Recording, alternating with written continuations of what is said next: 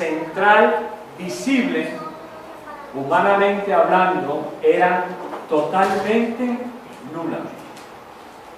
El libro de Jueces, porque voy a hablar un poco de Jueces antes de entrar en Samuel, describe este tiempo de la siguiente manera.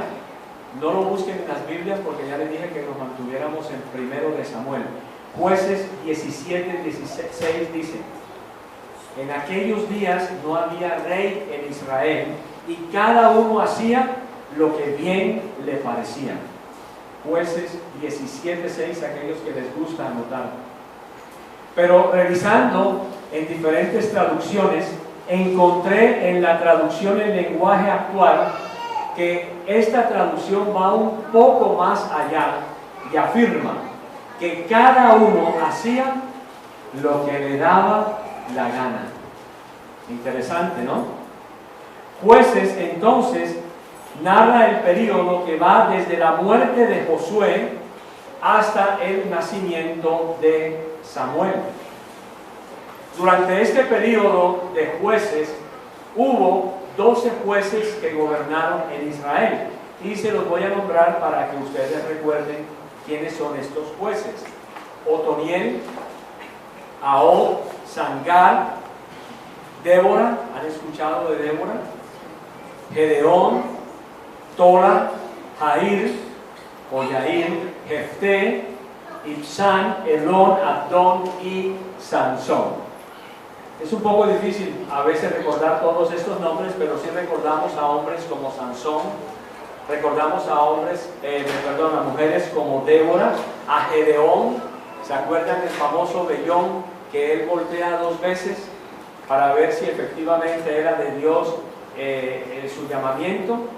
Muy bien, pues bien, estos 12 jueces gobernaron a Israel en una época bien compleja. Supuestamente, los israelitas debían reconocer que Dios era rey de ellos, independientemente de algún juez, independientemente de algún gobernante, independientemente de cualquier persona. Los israelitas tenían que entender claramente que el Señor, el Dios Todopoderoso, debía ser el Rey único y verdadero de ellos. Entonces, estos representantes se encargaban de mantener el orden social según los principios establecidos por la misma ley de Dios. Pero tristemente no sucedió así. La gente tendía siempre a hacer lo que quería, lo que les daba la gana, lo cual les llevaba a pecar, a alejarse de Dios. Si hoy comparamos ese tiempo de Israel con el tiempo de la iglesia actual, el Israel espiritual, debo decirte que es prácticamente el mismo estilo de vida. Cada uno quiere hacer lo que le da la gana. Cada uno quiere manejar su vida como él o ella quiere. Cada uno pretende primeramente poner sus planes, sus futuros o posibles éxitos delante de él antes que someter todo su ser a Dios. Muchas personas, cuando yo hablo acerca de los planes, se molestan conmigo. De hecho, hace un par de años, una joven recién prácticamente salida de la universidad, hablando en una enseñanza, yo les decía de que como creyentes nosotros no tenemos planes. ¿O sí tienes planes? ¿Tú tienes tus propios propósitos? ¿Tú tienes tus propios planes? ¿Tienes tus propios proyectos a futuro cercano y lejano? En lo particular, yo ya no tengo planes, no tengo futuro, en un sentido humanamente hablando, porque todos mis planes, todos mis proyectos están puestos delante de la presencia de Dios, porque Él es quien guía sus planes, sus propósitos, sus éxitos, no son los míos. ¿Ves por qué la pregunta? ¿Quién está gobernando hoy tu vida? Y muchos jóvenes a veces cuando enseño sobre esto se incomodan. ¿Cómo así, pastor? ¿Me va a decir que yo no tengo planes? ¿Me va a decir que yo no debo tener propósitos? ¿No debo tener o pensar en éxitos en mi vida?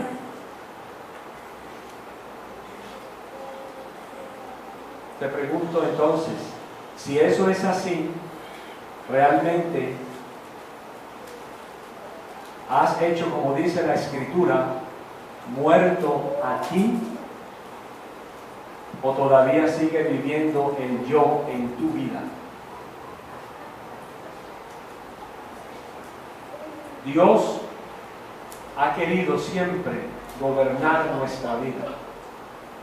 No eres tú quien debe tener el control de tu vida.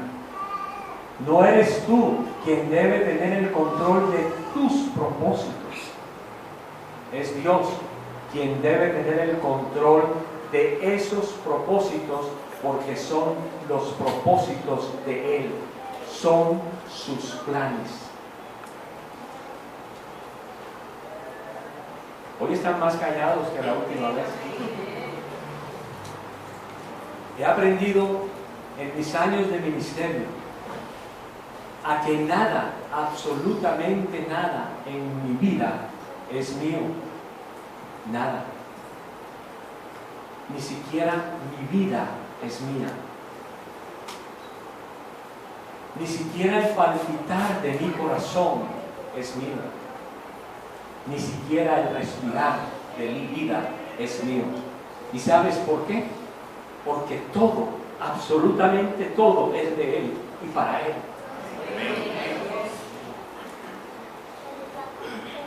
Cuando entendemos esto, podremos ver claramente por qué los apóstoles, los discípulos del Señor, decidieron morir por Él. Porque entendieron finalmente que no había planes ni propósitos en ellos, sino que los únicos planes y propósitos eran los que Dios ya había predeterminado desde antes de la fundación de Él, antes de la fundación del mundo, para que ellos caminaran en esos propósitos. Volviendo al tema, aunque Samuel no es mencionado en el libro de Jueces, es llamado profeta de Dios y es usado por Yahweh para revelarle sus propósitos y planes a Israel. Por eso en primer libro de Samuel 3, versículos 20 y 21, no se muevan todavía, dice así la Escritura: y todo Israel, desde Dan hasta Berseba, reconoció que Samuel había sido designado como profeta de Yahweh, y Yahweh continuó revelándosele en Silo. Dado que Yahweh se reveló a Samuel, le dio testimonio que era profeta de Yahweh en todo Israel. Después de la muerte de estos 12 hombres, de estos 12 jueces, entra en escena Samuel. Y la palabra profeta, como está en el primer libro de Samuel, proviene del hebreo Naví, que significa profeta o generalmente hombre inspirado. Entonces Samuel entra en la vida pública de Israel después de la muerte de estos 12 hombres, particularmente después de la muerte del último juez, para que como profeta de Dios revelara a Israel los planes de Dios, los propósitos de Dios para su pueblo. Ustedes recuerdan la historia de Samuel. Ana no podía tener hijos, ¿se acuerdan? Todo ese proceso en la vida de Ana para que finalmente naciera Samuel, fuera entregado de una vez al templo para que fuera educado, y ahí empieza la vida de Samuel como tal. Pero quiero volverles a recordar el título de este mensaje: ¿quién deberá gobernarnos? ¿Un rey o Dios?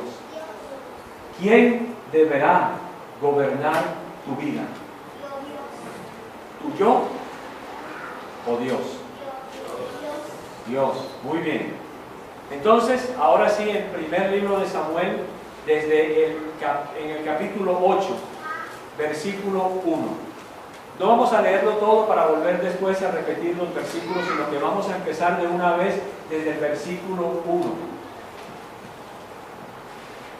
Voy a leerlo en esta versión, aunque ustedes tienen aquí la Biblia, pero preferiría que usaran sus Biblias y se acostumbraran a pasar y a buscar los libros desde la misma Biblia. ¿Quién no trajo Biblia hoy? ¿No? Okay.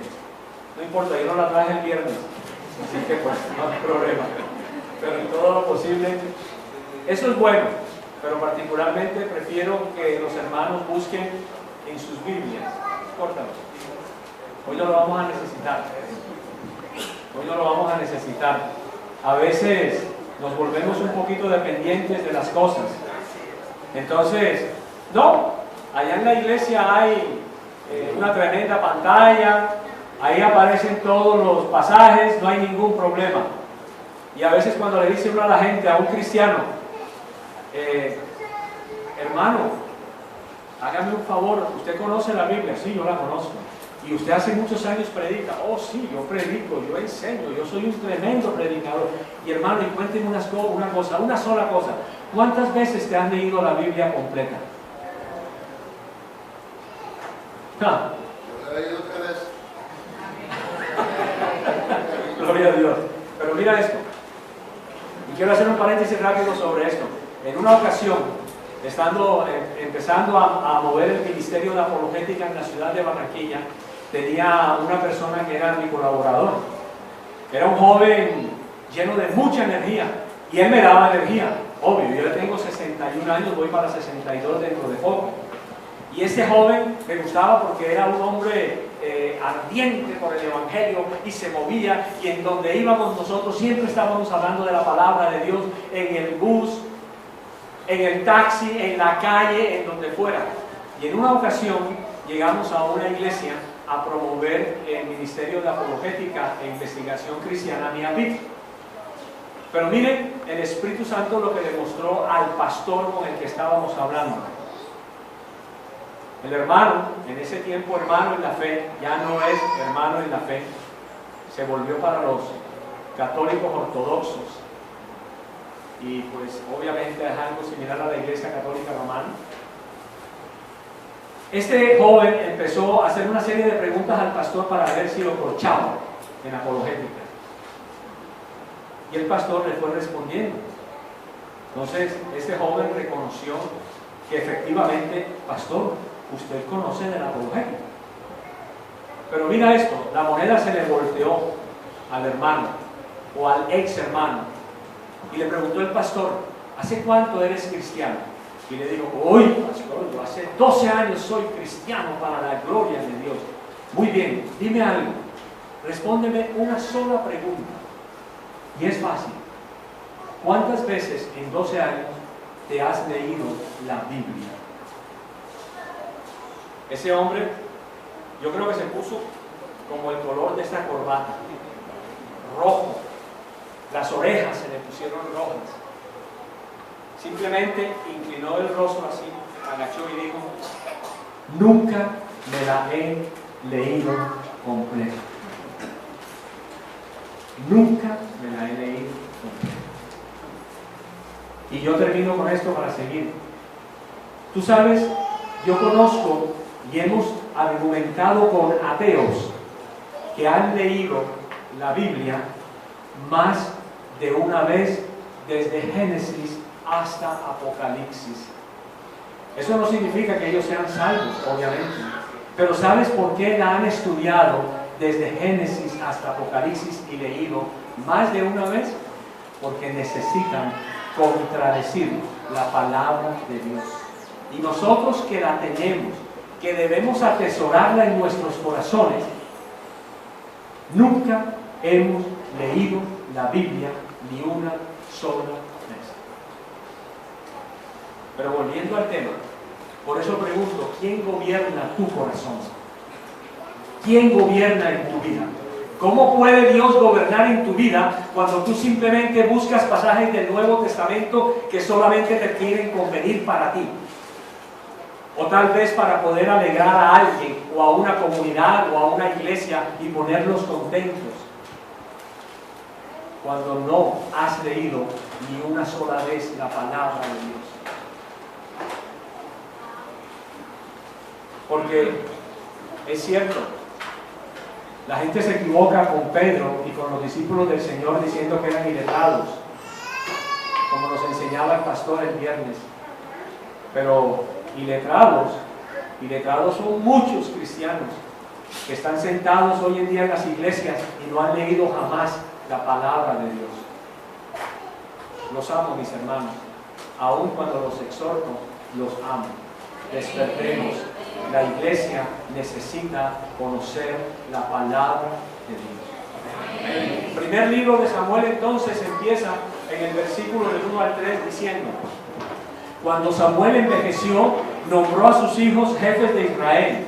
Su hijo mayor se llamaba Joel y el segundo Abías. Ambos despachaban en Berseba, pero los hijos de Samuel no llevaban la misma vida de su papá, sino que las ganas de tener dinero los llevaron a aceptar sobornos.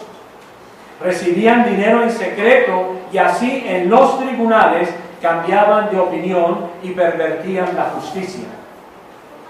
Más adelante vamos a ver cómo estos dos hombres no fueron escogidos por Dios. Fueron escogidos simplemente como herencia. Hoy en día, en algunas iglesias o en muchas iglesias, generalmente los pastores, para poder seguir teniendo autoridad, control y poder sobre esas iglesias, nombran a sus hijos sus sucesores, cuando generalmente no son ni siquiera hijos de Dios. Yo he escuchado el testimonio del pastor Joel en esta iglesia y sé que el Señor es quien lo puso a él aquí. No fue el papá de él, no fue el abuelo, no fue el tío, no fue la mamá, fue el Señor. Pero hay muchos lugares en Barranquilla, y los conozco, porque mi ministerio inició aquí en Barranquilla hace 24 años, que simplemente se rodean siempre de sus hijos, de sus familiares, para tener siempre el control de la iglesia y poder hacer y decir lo que ellos quieran, porque finalmente, ¿cómo voy a juzgar a mi papá? ¿O cómo voy a juzgar a mi tío? Estos hombres, particularmente estos dos, Joel y Abías, empezaron a tomar sobornos para inclinar la balanza a favor de quien les pagara mejor. Si dos israelitas venían ante estos hombres para dirimir algún problema, alguna situación, este hombre, ya sea Joel o Abías, simplemente llamaban aparte a este hombre y le decían: si me das 25 vacas, 30 cabros, a lo mejor 20 ovejas, puedo hacer inclinar la balanza a tu favor. Y lo aceptaban, lo más triste de todo. Israel empieza a ver esta situación y se aburre de estos dos hombres. Pero también aquí hay algo importante en este punto de la enseñanza: los nombres no lo son todo. ¿Saben lo que significa Joel? Joel, Yahweh es Dios. Interesante. ¿Y saben lo que significa Abías? Viene del hebreo Abiyah, que significa mi padre es Yahweh. Algunas veces nosotros queremos bautizar a nuestros hijos, y eso está bien, con nombres especiales, con nombres bíblicos, pero ¿sabes algo? Yo podré bautizar a mi hijo, entre comillas, con un nombre, no en el bautizo normal de la Iglesia Católica Romana. Ponerle un nombre es bautizarlo. Ponerle un nombre a mi hijo y puedo decirle: mira, tú de ahora en adelante te vas a llamar Miguel, porque Él es Dios. Pero ese nombre no significa absolutamente nada si ese joven con el tiempo realmente no permite que Dios gobierne su corazón. Así le pasaba a Joel y así le pasaba a Abías. Y la escritura es clara. Y ahora sí quiero que me acompañen también a Éxodo 23:8, cuando dice claramente la escritura que los jueces no deberían recibir ningún tipo de soborno. Hoy en día los jueces también de nuestra nación reciben todo tipo de sobornos para inclinar la balanza a favor del mejor pagador. He conocido casos de personas en esta ciudad y aún en Bogotá, donde vivo, que no han podido resolver una situación de herencia porque el juez está totalmente comprado. Y como estos quieren que obre en justicia a Dios, no han podido porque estos hombres ya están corrompidos en sus corazones. Pero Éxodo 23:8, el Señor le advierte claramente a Israel y le dice lo siguiente. Dice así la escritura, 8. No aceptarás presente. Aquí dice presente, porque el presente ciega al de vista clara y pervierte las palabras de los justos. Así que ojo, mis hermanos. A veces hay personas, aún dentro del mismo cuerpo de Cristo, que pretenden dar presentes, dádivas, que algunas veces, no siempre, no provienen de un corazón sincero, sino más bien voy a hacerlo para ver si finalmente el pastor me inclina un poquito la balanza hacia mi lado, en el caso de dirimir en algún problema de pareja. Particularmente en mi vida como pastor he tenido siempre mucho cuidado con los regalos, siempre. Porque si estoy en consejería con alguien y después de la consejería vienen con ese regalo, hermano, hermana, ¿por qué no terminamos primero la consejería y después hablamos? Aquí Israel ha entrado, particularmente con estos dos hijos de Samuel, en un estado de corrupción moral tenaz. Ya Samuel había envejecido. Y él, como dije anteriormente, nombra a sus dos hijos por jefes sobre Israel. Y lo que vimos y lo que le comenté anteriormente es que él no consultó con Dios para realizar este nombramiento. Israel hasta ese momento había llevado una clase de gobierno teocrático, mas no era todavía un gobierno completo, porque ese gobierno teocrático finalmente lo tendremos en la venida de nuestro Señor Jesús cuando estemos gobernando con Él. Y cuando Él traiga la nueva Jerusalén, eso sí será teocrático. Ahí nadie, ninguno de nosotros podrá opinar, ninguno de nosotros podrá siquiera hablar, ni en primera persona como lo hizo Pedro en alguna ocasión, o tal vez como aprendí en el día de ayer Elías, porque todos estaremos sometidos total y completamente al único y al verdadero Dios. Esta palabra teocracia se le atribuye el uso a Josefo. Josefo es un antiguo escritor, historiador judío del principio del siglo I, años 60 después de Cristo, más o menos. Este hombre utiliza la primera vez la palabra teocracia. Y escuchen lo que significa teocracia. ¿Y por qué les comento esta palabra de teocracia? Porque se supone que teocracia es el gobierno de Dios. Y se supone que tú debes vivir una vida de teocracia, porque debes estar total y completamente sometido al Rey de Reyes y Señor de Señores. Esta palabra teocracia simplemente la utiliza este señor Josefo de la siguiente manera. Se los voy a decir. Él dice, él escribe, más bien, o escribió: unos otorgan el poder a la monarquía, otros a la oligarquía.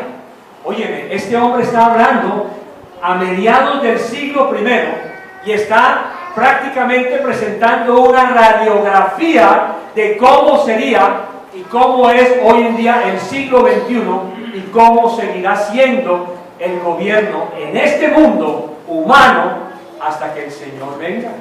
Y Él dice lo siguiente, lo voy a volver a repetir para seguir con la idea. Unos otorgan el poder a la monarquía, otros a la oligarquía y otros al pueblo. ¿Han escuchado eso? El gobierno del pueblo.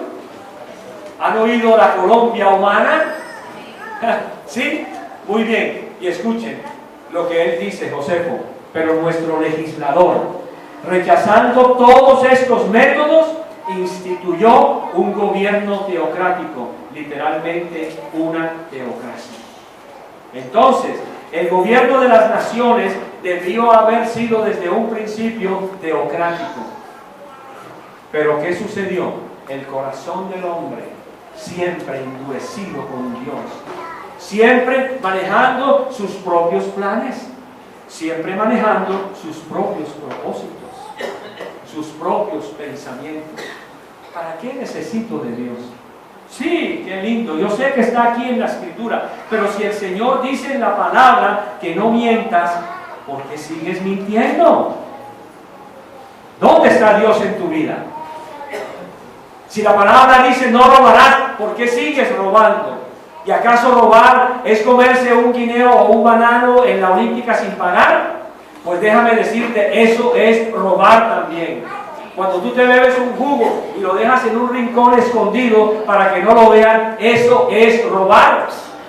Cuando te quedas con el vuelto de 25,000 o 30,000 pesos pensando que es una bendición de Dios, estás robando, porque te estás quedando con un dinero que una cajera tiene que reponer de su propio bolsillo y tú no conoces la necesidad de esa mujer. A lo mejor es peor que la que tú tienes. Eso es robar. Cuando tú le dices a tu jefe, ¿cómo estás trabajando? Muy bien, jefe, muy bien. Tienes los pies extendidos sobre el escritorio y dices que estás bien. Esto es robar. Cuando le prestas al universitario amigo tuyo el trabajo tuyo para que él se copie, eso es hacer trampa. Tal cual. Eso es robar. Es que quiero ganarme la amistad de él, granjeármela. Porque es que le estoy hablando de Cristo. Y entonces, bueno, lo voy a ayudar, pobrecito. Necesita 0,1 para poder llegar al 3 y pasar la materia. Déjalo que se quede. ¿Cuál es el problema? Le está robando es a Dios. Entonces, aunque no existió una teocracia total en el Israel de la época antigua, indudablemente Israel sí quiso hacer lo que siempre había querido hacer. Ahora leamos el versículo 4 y 5. ¿Y qué era lo que Israel quería hacer? Dice la Escritura, de manera que todos los ancianos líderes de Israel se reunieron y fueron a Ramá para hablar con Samuel y le dijeron, Samuel, tú estás viejo. Como si la vejez fuera un impedimento para servir a Dios, óyeme. Y tus hijos no llevan la misma vida que tú llevaste, no son como tú. Y escuchen lo que dice Israel. Danos ahora un rey para que nos gobierne, como lo tienen todas las demás naciones. A veces, en estos tiempos tan tenaces de nuestra política colombiana, yo me quedo asombrado cómo a veces nosotros reclamamos al Señor pidiéndole a un ateo para que sea el gobernante de nuestro país. ¿Cómo le clamamos al Señor, Señor, que quede ese hombre que tiene una fórmula presidencial homosexual? Porque es que me gustan sus ideas. Señor, qué bueno, Padre, danos un paramilitar. Óyeme, estás equivocado. Estás orando en forma equivocada. Dios va a colocar el rey que Él quiera sobre esta nación. Pero no importa qué rey coloque Él. No importa qué gobernante coloque Él, Dios tiene que seguir siendo el gobernante de tu vida. No importa quién sea el presidente de esta nación. ¿Ves? Como yo, un recinto tan sagrado como es el Congreso de nuestra República, así sea con hombres malos, sí, son todos malos, pero se supone que de ahí salen las leyes que deben legislar a nuestra nación, y mal o bien nos tenemos que someter a esas leyes. Ese tipo de hombres que hacen eso no respetan ni siquiera al hombre mismo, porque a Dios ni lo respeta, porque es un ateo insensato, como dice la Escritura, que no piensa por sí mismo y que todo lo que sale de su corazón es malo y perverso. Entonces, ¿qué sucede con este Israel? Le pide a Dios que quieren ser como las demás naciones. Porque es que a mí no me gusta la vida cristiana que yo llevo, Señor. ¿Qué pasa? Yo quiero tener una vida como la tiene mi vecino. Sí, ¿por qué no? Tomarme una cerveza de vez en cuando, emborracharme, gozarla en el carnaval. Pues déjame decirte, si ese es tu pensamiento, Dios no está gobernando tu vida. Dios no la está gobernando. Pero mira lo triste de todo esto. El tercer punto del tema es tristeza de Samuel. Cree que lo están dejando a él. Ese es otro grave problema dentro del cuerpo de Cristo. A veces, cuando hay situaciones como por ejemplo que en algún momento se nombra a alguien para hacer alguna actividad, la otra persona que estaba esperando realizar esa actividad se entristece. Ay, ¿por qué me habrán dejado a mí aparte? No, no es que te hayan dejado. A lo mejor tú no estás preparado en ese momento para llevar a cabo esa clase de actividad. Pero no te preocupes, Dios no te ha dejado. Nadie te ha abandonado. No seas como Samuel. Y mira lo que dice Samuel en el versículo del 6 al 9. Dice, a Samuel no le gustó nada que el pueblo pidiera un rey. Claro, ¿por qué no le gustaba? A ver, ¿por qué no le gustaba a Samuel que Israel pidiera un rey? ¿Por qué? Porque todos venían a donde él. Él era el centro de atención de toda una nación. Y no estoy hablando de una nación de 3 millones de habitantes, por favor. Habían más de 15 millones de habitantes en ese Israel antiguo. ¿Te puedes imaginar? Cientos de personas haciendo fila ahí, en ese lugar donde estaba Samuel, para que vinieran a preguntarle sobre las cosas y que hiciera justicia y dirimiera a favor o en contra de ellos. Eso lo hacía un personaje importantísimo. Y él se entristece, pero no por Dios, por él mismo. Oye, ya van a dejar de hablar de mí, ya van a dejar de buscarme. Ahora están todos enfocados allá en el pastor, pero oye, ¿dónde estoy yo? Aquí, amigos, escuchen. Oye, ¿qué pasa, iglesia? ¿Qué dice la Escritura del Señor hablando acerca de que el último será qué? El primero. Oye, Señor, le van a decir muchos seguramente, pero ¿cómo es posible que este apenas recibió en su corazón a Jesús y ya se salvó, y nosotros estuvimos 35 años trabajando en el Evangelio, trabajando en el ministerio, y por qué de pronto este así nomás se salvó, y mi vida y todo lo que hice por ti? Nada, puro yo. Dale la gloria a Dios de que esa persona en el último momento fue salva. Y dice la Escritura, a Samuel no le gustó nada que el pueblo pidiera un rey, por lo cual oró al Señor. Y el Señor le dijo, haz lo que el pueblo te pide. Oye lo que le dice el Señor sabiamente.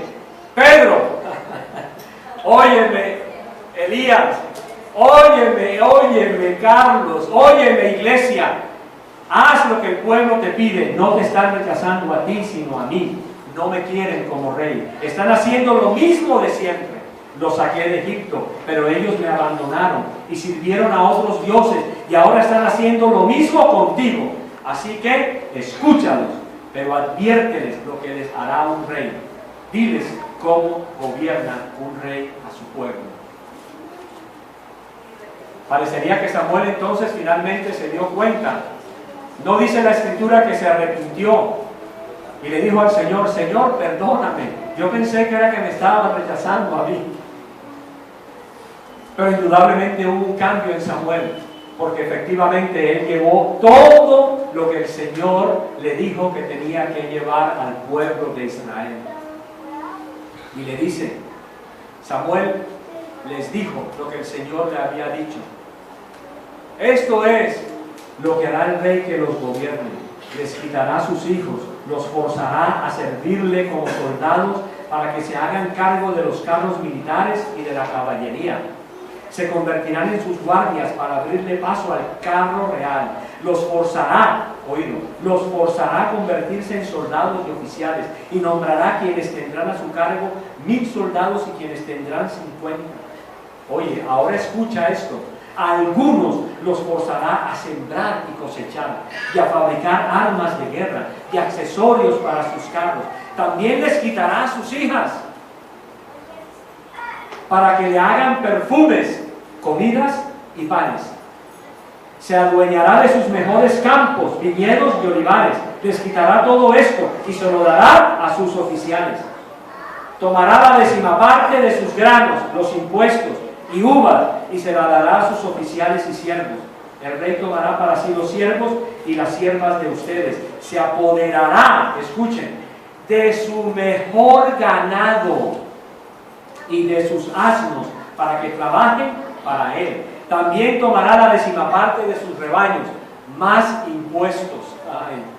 Y ustedes mismos se convertirán en sus esclavos. Cuando llegue ese tiempo, llorarán a causa del rey que han elegido, y entonces el Señor no les contestará. Es muy largo el tema para explicarles a ustedes particularmente lo que hizo cada rey. Por ejemplo, Saúl hizo mucho de esto. David, ese rey tan bueno, sí, hizo todo, casi todo esto también. Salomón, de igual manera. Salomón tenía unas caballerizas mejores que las de cualquier narcotraficante en el mundo entero. Yo creo que no ha habido nadie jamás como Salomón con sus caballos. Eran caballos especiales, únicos, que cualquier narco hubiera realmente apetecido. Y les digo esto porque generalmente las caballerizas de Colombia, algunas, son llevadas por narcotraficantes porque nadie puede comprar un caballo de 300 millones de pesos. Ahora imagínense ustedes, Salomón tenía 7000 caballerizas.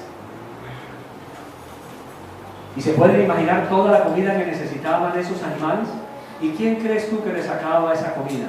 ¿Él? ¿Salomón? ¿Él se ponía tal vez el overol y decía voy a buscar el pienso a mi caballo? No, él ponía a su pueblo Israel para que le sirviera. Esto lo voy a poner en una forma muy sencilla. En lo particular he estado en Cuba en misiones 3 veces. 3 veces he estado en Cuba, aproximadamente unos 36 días en 3 años. Y yo he visto en Cuba lo que es un dictador. Y ese hombre, o la familia más bien, tiene al resto de cubanos pisados. Son sus esclavos. El ganado no lo cuida la familia Castro. El ganado lo cuidan los cubanitos, que se ganan escasamente $10 mensuales para vivir. Y todas las propiedades del Estado son cuidadas por sus esclavos y les pagan una miseria, $10 mensuales, y con eso tienen que vivir.